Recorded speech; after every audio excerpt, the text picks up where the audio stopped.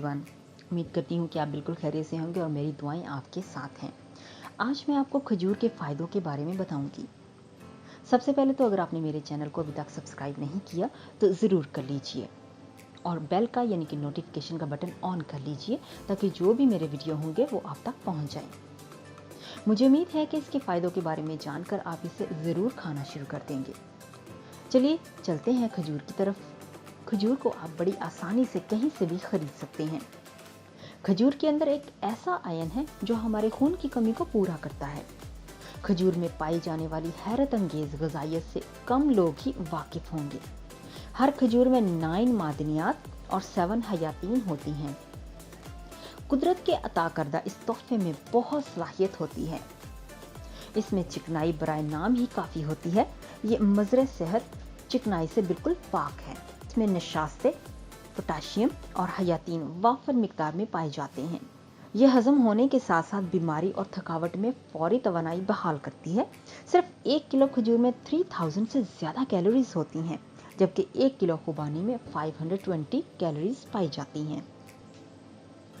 इस एक छोटे से मादनियात फल में सोडियम, कैल्शियम, मैग्नीशियम, गंधक, फास्फोरस, फोलाद, क्लोरीन और हयातीन ए वाफर मिकदार में मौजूद होती है। 100 ग्राम खजूरों में 3 मिलीग्राम फोलाद होती है, जो एक बालिग मर्द के लिए तजवीज़ करदा ग़िज़ा के 1/3 हिस्से से भी ज़्यादा है। खजूर के दरख्त से निकलने वाली गूंद आंतों और गुर्दों की नालियों की सोजिश के लिए मुफीद है। इसको खाने से मुंह की बदबू दूर हो जाती है। बुनियादी तौर पर खजूर ग़िज़ाइयत से भरपूर है।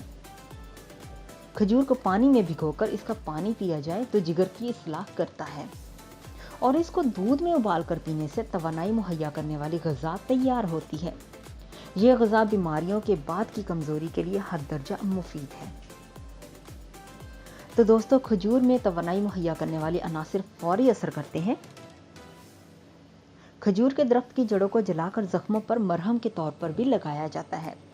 बहुत से लोग ऐसे होते हैं जिन्हें ये सब बातें पता नहीं होती, ख़ास तौर पर जिस तरह से अभी मैंने आपको बताया है कि खजूर की जो जड़ें होती हैं उनको जलाकर ज़ख्मों पर मरहम के तौर पर भी लगाया जाता है।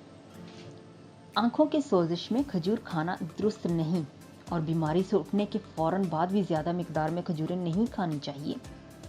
खजूर खांसी दूर करती है। इसके इस्तेमाल से दिल मजबूत होता है और काम करने की सलाहियत बढ़ जाती है। खजूर जिस्मानी ताकत बढ़ाती है। रोज़ाना सुबह के वक्त दूध या घी के साथ इसका इस्तेमाल कारआमद है। इसकी तासीर गर्म होती है। इसका ज़्यादा इस्तेमाल किया जाए तो जिस्म में गर्मी होती है। सही बात तो यह है कि खजूर ठंडक पहुंचाती है। खून की गर्मी के मरीज को अगर खजूर का इस्तेमाल किया जाए तो ये मुफीद है। खजूर खाकर फ़ौरन पानी नहीं पीना चाहिए, इससे हाजमा बिगड़ जाता है।